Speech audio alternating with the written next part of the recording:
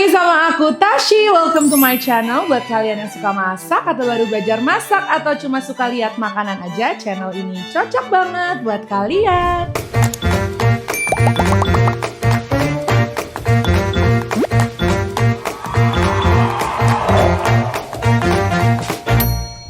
Hari ini kita bakalan kelas masak nih. Udah lama aku nggak upload resep dan kedepannya kita akan banyak banget resep-resep baking. Jadi yang suka baking, pastiin kalian subscribe ke channel ini. Dan ingat, subscribe itu gratis. Jadi kalian jangan lupa untuk subscribe biar kalian nggak ketinggalan video-video dari aku. Hari ini kita akan fokus membahas tentang nastar. Aku udah bikin berbagai macam nastar. Dan untuk mengupload video ini pun aku udah trial error dan udah mencoba hampir lebih dari 12 kali bikin dan mencoba berbagai macam brand butter, dan insya Allah aku kasih resep terbaik jadi kalian bisa pakai untuk di rumah dan bisa juga untuk jualan. Dan aku juga akan kasih tips and trick yang sangat lengkap ya, jadi untuk yang pemula biar nggak bingung, pasti bakal ada kegagalan-kegagalan di awal tapi sebisa mungkin diminimalisir kalau kalian tahu tipsnya. Nah, nastar yang kita akan buat hari ini aku kasih 2 resep ke kalian. Yang satu tuh untuk yang ekonomis, yang satu lagi untuk yang premium. Jadi kalau kalian merasa budget kalian lebih cocok yang ekonomis, kan ikutin aja resep yang ekonomis karena tetap sama-sama enak. Hanya yang membedakan itu butternya tidak usah dipakai, kita pakai full margarin. Oke, sekarang kita langsung buat aja nastar ala aku.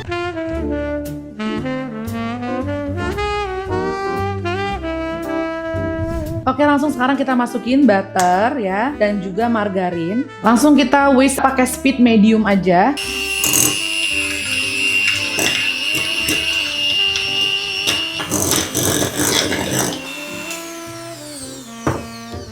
Kalau menteganya udah berubah warnanya kepucatan dan agak sedikit mengembang, kita langsung masukin gula halusnya. Jangan lupa untuk diayak ya.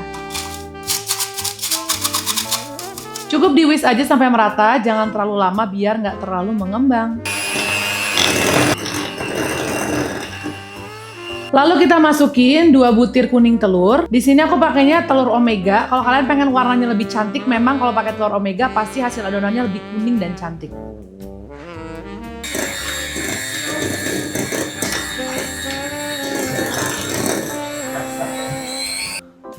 Nah, ini contoh adonan kalau pakai telur omega, jadi warnanya tuh cantik banget ya. Dan kalau misalnya memang kalian tipikal yang mau adonan yang nggak pucat, banyakin margarin ya, karena biasanya kalau butter warnanya memang lebih pucat gitu ya. Udah selesai kayak gini, simple, tinggal masukin bahan keringnya aja, susu, tepung maizena, sedikit garam, dan tepung. Di sini aku pakai tepung protein rendah yang sudah aku kukus dan sudah diayak ya guys. Cara ngukusnya kalian cuma siapkan aja kukusan yang kalian tutup dengan kain dan dialaskan kain juga. Kalian tinggal taruh tepungnya, dikukus sekitar 30 menit aja. Setelah dikukus, kalian bisa tiriskan dulu sampai benar-benar kering dan langsung siap dipakai.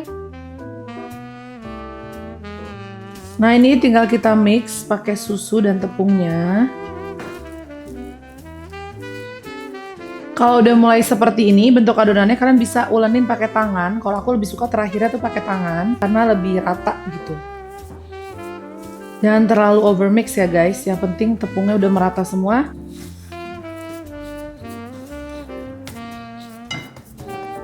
Nah, ini kira-kira kalau udah rata tuh seperti ini, hasilnya tuh nggak terlalu lembek dan nggak keras banget juga, medium gitu ya. Tuh kalau diambil, ini bakalan melt banget dan enak banget guys. Nah, ini udah siap bisa diisi dan kalian bisa bulatkan. Nanti kalian sebelum diisi kan bisa tes sendiri, kalian bulutin kayak gini. Tuh kalau sudah bisa mulus, berarti adonannya udah bagus ya. Tuh kan bisa lihat mulus banget, kuning, cantik.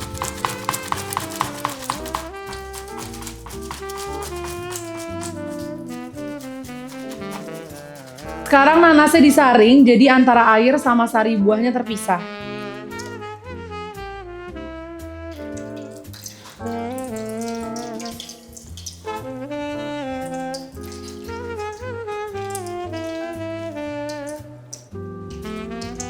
Kita masak airnya sampai nanti dia surut dan mulai warnanya tuh kecoklatan.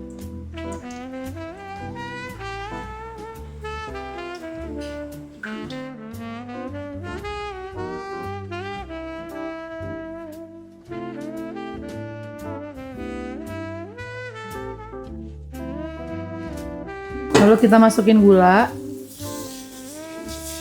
tambahkan sedikit cengkeh dan kayu manis.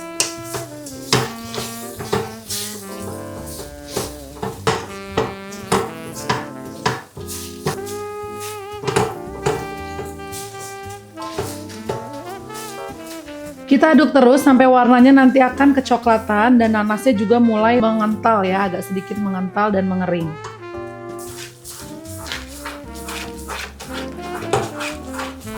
Untuk nyetak adonannya kalian bisa menggunakan gramasi, biasanya tuh paling pas itu di 6 gram, nanti isiannya itu di 4 gram. Tapi bisa juga pakai sendok aja kayak aku gini, tuh pakai takaran sendok teh gini. Kalian pasin di sendoknya, terus kalian tinggal scoop dan langsung bisa dibuat. Caranya kan kita pipihkan dulu. Pada saat memipihkan ini pastiin sampai udah benar-benar melebar sempurna kayak gini. Jadi pada saat diisi nggak ada satu sisi yang terlalu banyak adonan dan satu sisi terlalu banyak isian nastarnya. Dan kita kasih isian yang isiannya itu 4 gram yang sudah bulat sempurna juga. Jadi kalian tinggal lipat ke atas kayak membentuk bunga seperti ini. Di semua sisinya kalian lipat, kalian cubit ke atas gini. Seperti ini. Dorong semua bagian ke atas sampai semua permukaannya tertutup. Seperti ini ya. Kalau udah ketutup kayak gini, baru kalian rolling di tangan sampai bulat sempurna. Jadi kayak gini, tinggal dilanjutin sampai seluruh adonannya habis.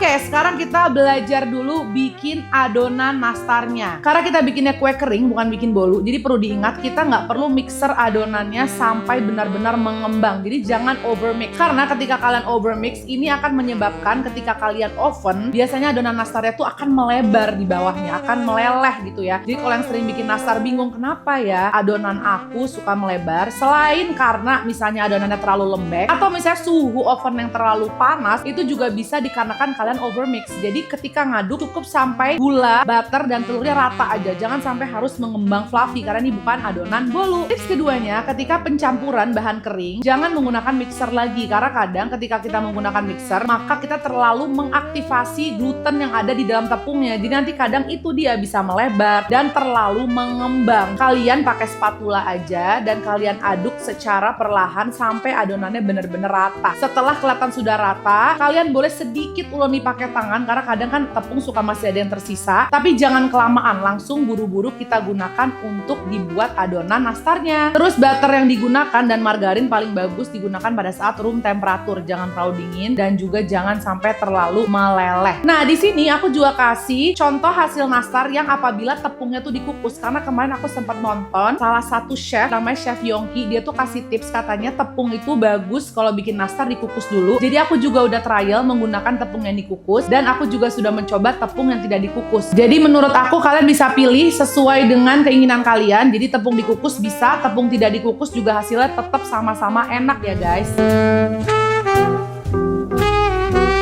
Oke, sekarang kita langsung lanjut ke proses pencetakan. Untuk mencetak nastarnya, pastikan adonan nastarnya sudah diratakan dulu di tangan kalian sampai benar-benar gepeng. Kenapa? Karena kalau misalnya kalian belum terlalu ratakan, nanti ketika dimasukin adonan nastar kalian bulatkan, pasti akan ada sisi yang jauh lebih tebal bagian adonan dan yang satu sisi yang lebih tipis. Jadi nanti kadang isian nastarnya suka bocor. Dan ini menurut pengalaman aku aja, kalau bikin nastar, tips berikutnya jangan di ruangan yang terlalu panas. Karena ketika kita lagi mau membulatkan, apabila suhunya terlalu panas atau tangan kita terlalu hangat, nanti bakal banyak minyak yang keluar dari adonan tersebut. Jadi ketika kita mau panggang, biasanya adonannya tuh malah jadi retak, guys. Sekarang lanjut ya, kita bahas tips untuk isiannya. Nah, isian nastar sendiri kalian harus make sure dengan gramasi yang sama. Aku biasanya kalau di sini pakainya sekitar 4,5 gram isian dan pastikan dibuletin sempurna. Karena ketika bentuknya bulat, itu akan memudahkan kalian untuk membulatkan adonannya juga rapi. Kalau isiannya itu tidak bulat sempurna, ketika kalian usahain buletin juga biasanya tuh susah untuk menjadi adonannya rapi. Nah, kalau tips untuk dikulkasin ada beberapa pro kontra, tapi kalau menurut aku memang sih kalau isiannya sempat di freezer dulu lebih mudah jauh untuk membulatkan. Tapi kadang katanya trikinya itu ketika dikulkaskan kan bakal ada kadar air lembab. Jadi kadang adonan nastarnya tuh bisa lebih tidak awet dari yang tidak dikulkaskan. Tapi kalau secara pengalaman aku sebenarnya aku memang lebih prefer yang dikulkaskan dulu karena enak banget ngebuletinnya tuh jadi lebih gampang. Dan aku lebih prefer diparut dibanding di blender karena nanti serat-seratnya tuh jadi terasa lebih ada. Terus tips berikutnya, kalau kalian suka merasa bikin selai nanas tuh lama banget dan sering gosong, kalau aku biasanya aku sisihkan dulu antara air sama sari buahnya. Jadi nanti kalian saring aja. Setelah ditiriskan, kalian itu masak airnya dulu aja, guys. Airnya kalian masak sampai teredus. Kalau sudah mulai kental, baru kalian masukin daging nanasnya, baru dikasih gula. Ini akan mengurangi potensi selai nanasnya tuh menjadi gosong dan pastinya jadi lebih cepat juga matang. Oke, sekarang lanjut untuk tips metode pengolesan. Untuk mengoles adonan nastar biar tetap cantik, sebenarnya aku udah coba di video ini menggunakan 3 teknik. Yang pertama tuh teknik yang hanya menggunakan telur kuning dan minyak. Terus aku juga coba yang kedua itu pakai telur, susu, dan madu. Dan yang terakhir aku coba telur dicampur dengan sedikit adonan nastar, minyak, dan juga pewarna. Menurut aku dari ketiga teknik, aku tuh paling prefer menggunakan yang adonan nastar yang nomor 3. Karena ketika aku coba hasilnya memang sih tidak semengkilap yang menggunakan minyak dan telur saja, tapi dia bener-bener rekat ke adonan nastarnya. Jadi sangat minim banget kemungkinan untuk retak atasnya dan untuk terlepas dari adonan. Hasilnya bener-bener nempel banget, mau kalian goyang-goyangin pun dia tetap nempel di atas. Untuk yang susu, madu, dan telur aku sih kurang rekomendasi karena menurut aku hasilnya tuh sering banget retak dan suka lepas-lepas juga, dan kita harus melakukan double coating untuk menghasilkan toppingnya tuh yang lebih mengkilap. Jadi itu lebih memakan waktu. Nah, untuk pengolesan kalau kalian pakai teknik yang nomor 3 yang aku paling suka yang dikasih adonan nastar, itu kalian tidak perlu double coat. Jadi bener-bener cuma tinggal sekali celup langsung bisa dipanggang cantik. Karena kalau udah pakai adonan nastar, coatingan atasnya itu juga udah cukup tertutupi dan langsung mengkilap. Jadi itu poin plus kenapa aku lebih suka teknik yang nomor 3. Untuk cara pengolesan juga ada 2. Biasanya standarnya itu pada pakai kuas. Cuman menurut aku kalau yang masih pemula dan amatir pakai kuas itu sedikit tricky juga. Karena kadang ketika kita pakai kuas atau kuas yang kalian pakai kurang lentur, itu pasti susah banget. Malah semakin banyak yang tertetes ke bawah dan kadang adonan nastar itu juga suka goyang-goyang, guys. Jadi pada saat kalian kuas itu suka bergeser-geser dan menyulitkan pemula untuk mengolesi secara sempurna. Jadi kalau tips dari aku untuk pemula, kalian bisa pakai teknik celup aja yang kayak aku tunjukin di video ini. Memang sih kekurangannya telurnya jadi agak boros. Jadi kalau kalian memang tidak ada terlalu mikirin budget, menurut aku teknik celup itu jauh lebih tidak capek, tapi memang boros telur dan hasilnya juga cantik banget karena ketika dicelup atasnya tuh permukaannya sempurna gitu bulatnya.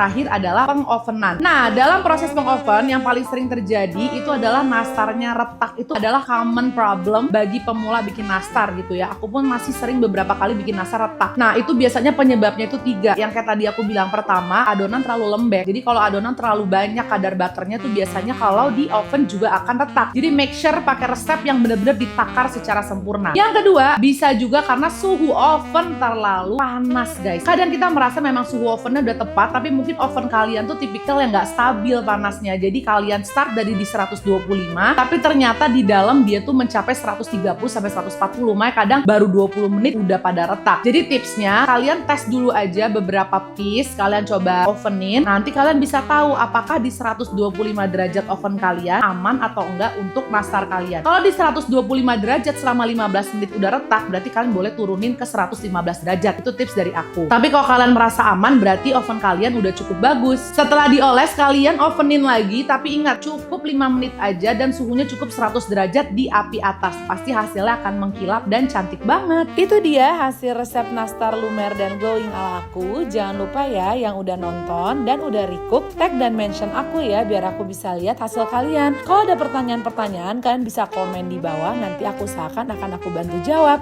Jangan lupa untuk subscribe to this channel. Thank you for watching. I'll see you and you on my next one. Bye bye.